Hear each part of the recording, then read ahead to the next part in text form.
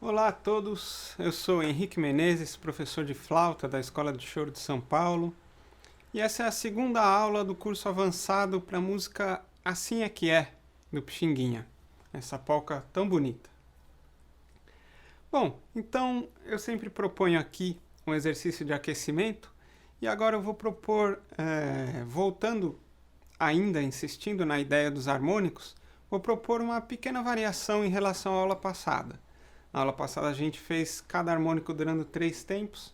Agora eu proponho que a gente faça cada harmônico durando 4 tempos e, o mais importante do exercício, que a gente faça ele olhando para o espelho.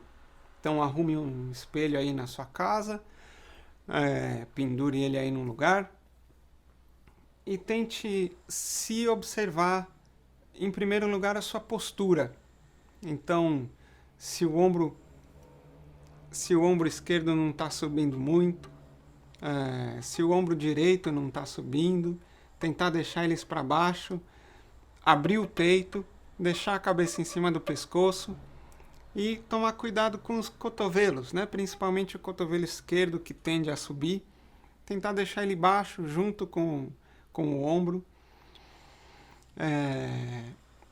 O cotovelo direito também, ele às vezes perde um pouco o prumo. Deixar todos eles balanceados e a mão sem tensão. Tentar deixar os dedos relaxados das duas mãos em cima das chaves. E também, claro, a cabeça em cima do pescoço como continuação da coluna. Bom, para fazer o exercício, um outro degrau, um outro patamar disso é olhar a musculatura facial. Enquanto a gente muda de um harmônico para o outro, tentar perceber qual músculo mexe, qual não mexe, quais músculos a gente está usando para mudar de um harmônico para o outro e do outro para o outro e assim por diante, e de cima para baixo também. Tentar prestar atenção em quais músculos fazem a gente tocar agudo e quais fazem a gente tocar grave. Certo? É uma musculatura muito fina da face, então o objetivo desse exercício é observar essa musculatura mudando para tentar não mudar muito, tentar não mover músculos inutilmente, tentar mover o mínimo possível. Então, fazer isso olhando para o espelho realmente é muito, muito útil, muito bom para a técnica. Então, vou colocar o metrônomo a 60 BPM e prestar atenção em tudo isso. Tentar tocar bonito, 4 tempos por harmônico, começando da fundamental. E postura e musculatura facial. 1, 2, 1 e...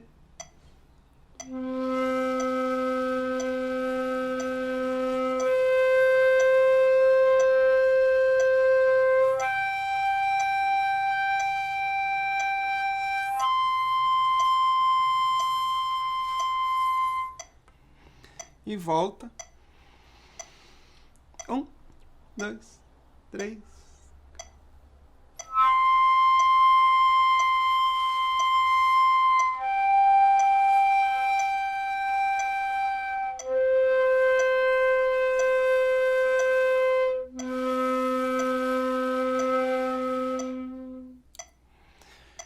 Tudo bem? Então, tentar não mover muita musculatura inutilmente. Tentar manter os músculos em forma, né? Tentar manter os músculos tensionados. Só até onde eles precisam, claro. É um tipo de musculatura, de resistência dessa musculatura tão fina da face. Então, passando para o Dó sustenido. E não pode ficar olhando, prestando atenção em outra coisa, vendo se o cabelo tá bom, se tá bonito. Isso faz depois de tocar, tá bom? 1, 2, 3.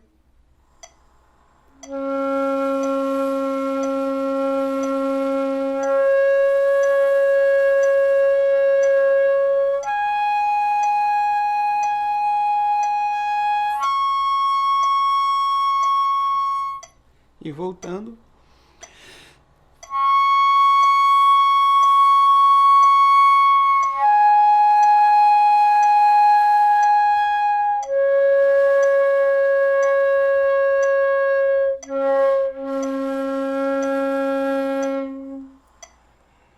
Passando para a próxima nota, o Ré.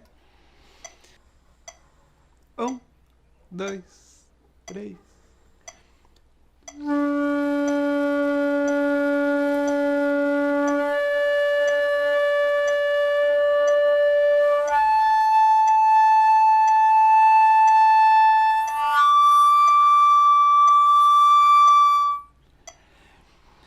E o contrário. 1, 2, 3.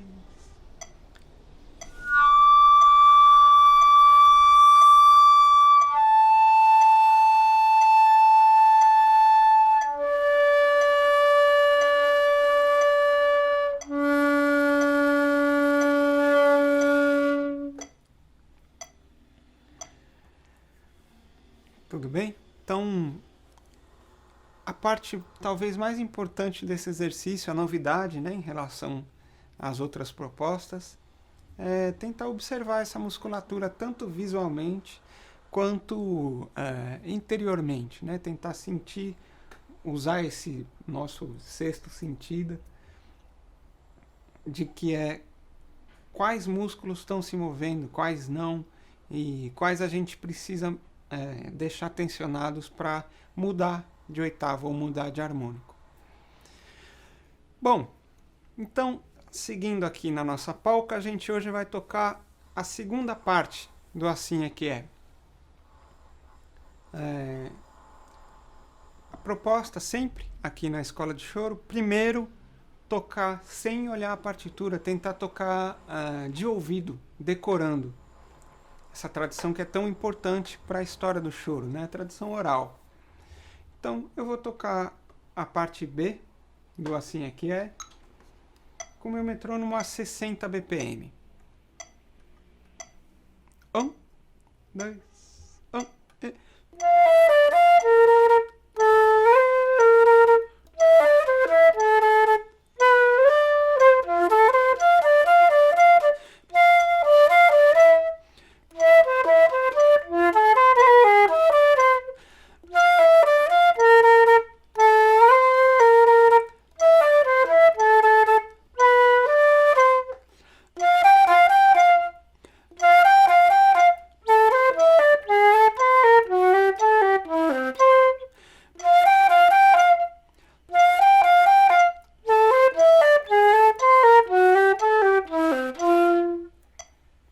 Na oitava de cima.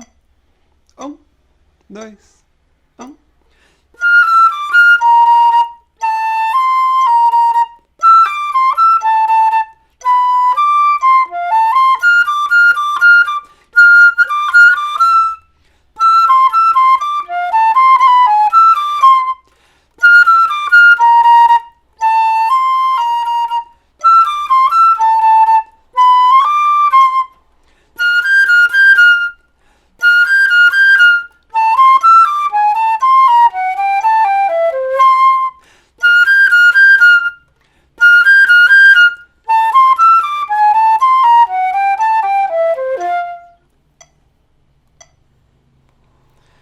Bom, a gente bate muito nessa tecla de tentar tirar os choros de ouvido, né?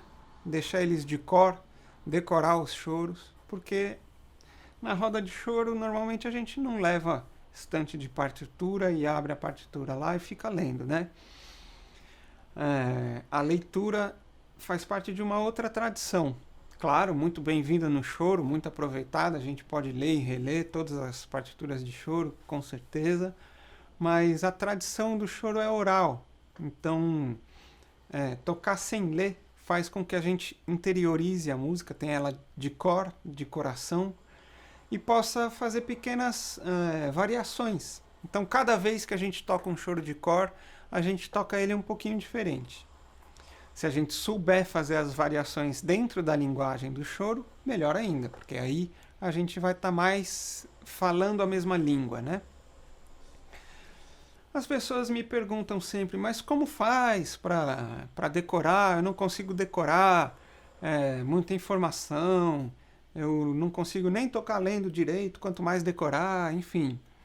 As coisas não têm essa ordem exatamente, né? Primeiro eu vou aprender a música lendo, depois eu vou decorar. Isso é uma coisa um pouco uma lenda.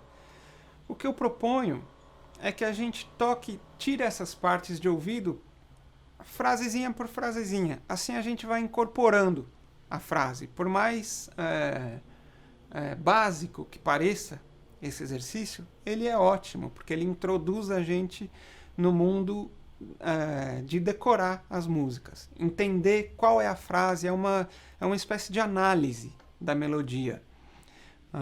Então, por exemplo, qual é o primeiro motivozinho com o qual a melodia começa? Né? Essa é um trechinho da melodia. A gente pode decorar só esse trechinho. E pensar a resposta dele, que vem logo em seguida. Então, juntando essa pequena perguntazinha com essa pequena respostazinha,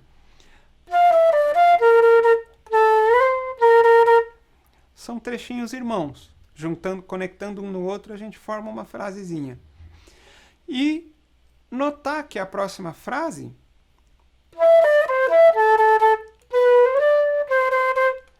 é formada dos mesmos elementos, certo? Então,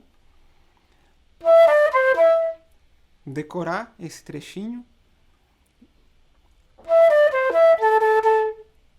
que é a pergunta, e decorar a resposta. Certo? Então, juntando esses dois motivozinhos,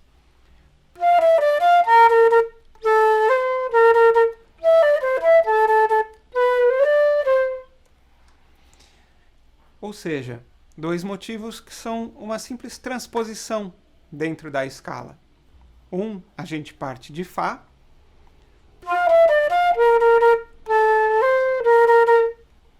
e o outro, a gente toca exatamente o mesmo motivo e a mesma relação, só que partindo de Mi, ou seja, transpondo o motivo dentro da escala.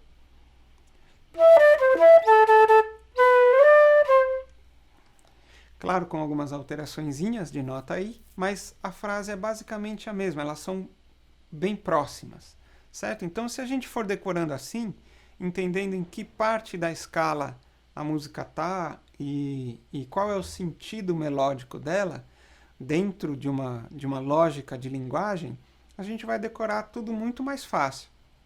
Então, seguindo adiante, eu vou tocar esse comecinho e o que segue.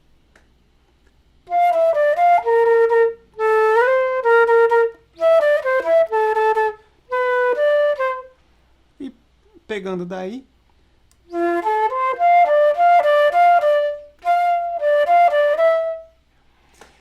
de novo esse trechinho.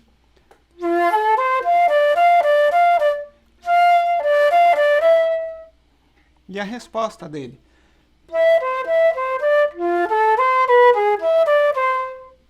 De novo.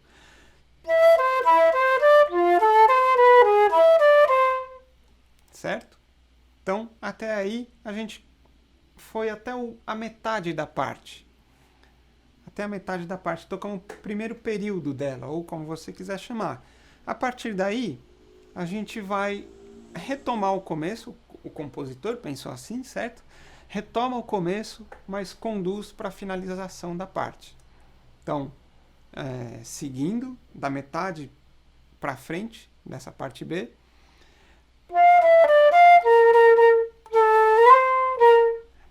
Igualzinho, certo?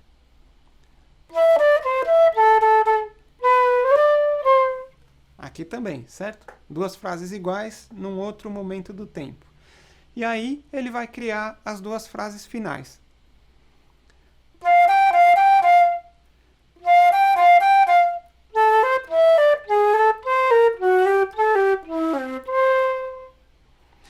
E a segunda frase final, para fechar.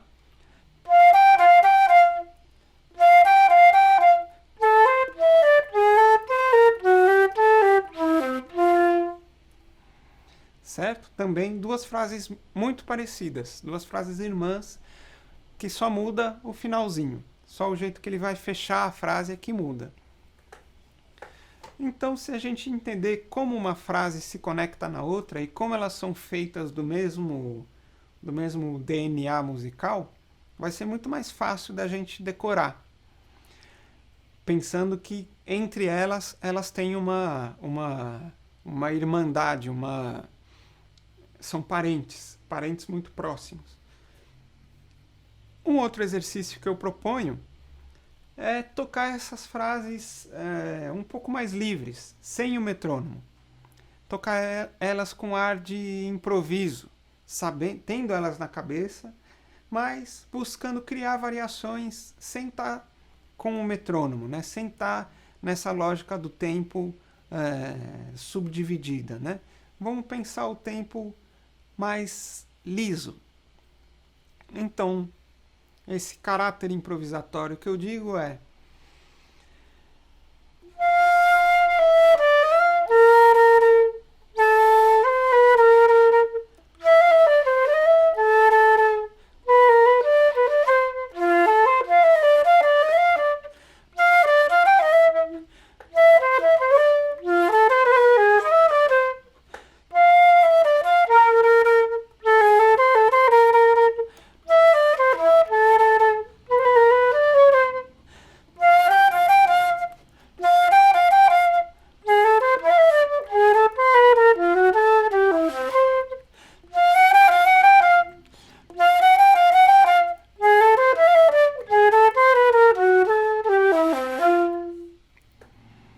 pensar oitava acima também.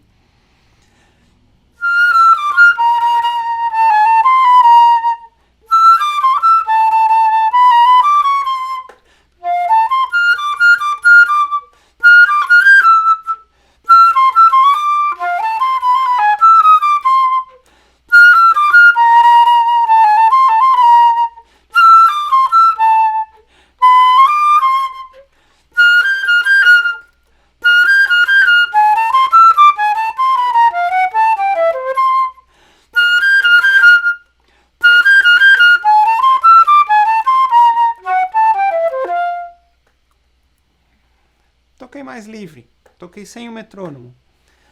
Lembrando que não por isso a gente vai desprezar o metrônomo. Não.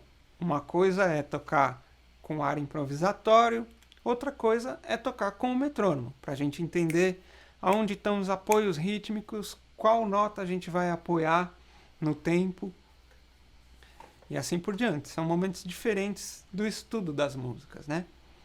Então, eu vou colocar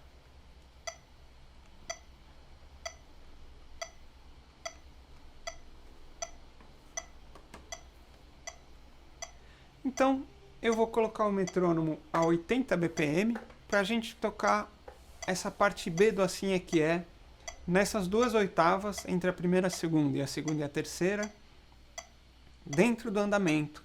Lembrando que esse é um dos exercícios principais, a gente tocar com o metrônomo, subindo ele aos poucos. Então a gente tocou a 60, agora ele está a 80, a 100, até chegar a 120 ou mais, que é o andamento normal, ou melhor, o andamento que se costuma tocar nas rodas. 1, 2, 1.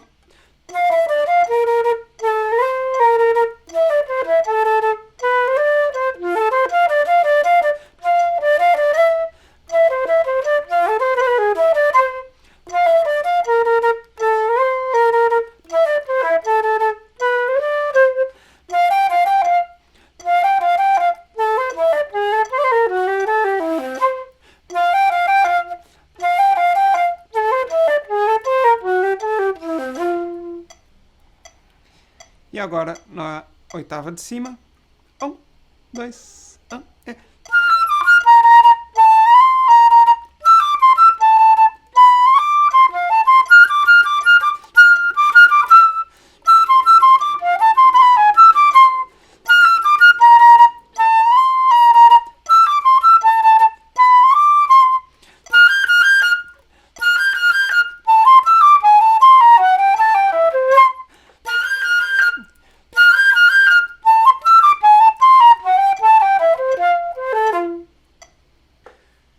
Então, essa foi a parte B do Assim é que é. Diversos jeitos de estudar essa parte, tentando decorar, tocar ela de cor, já aprender ela de cor, decorando os trechinhos. E, é claro, como a gente sempre diz, estudar a harmonia. Então, tocar os arpejos dos acordes. Eu não vou tocar aqui junto com vocês, porque essa aula já está ficando muito longa. Mas tocar os arpejos dos acordes, tentar identificar as funções da harmonia, o que é essa região harmônica de Fá maior da segunda parte tem a ver com a região harmônica da primeira parte, que é Ré menor, quais notas são comuns, quais não são.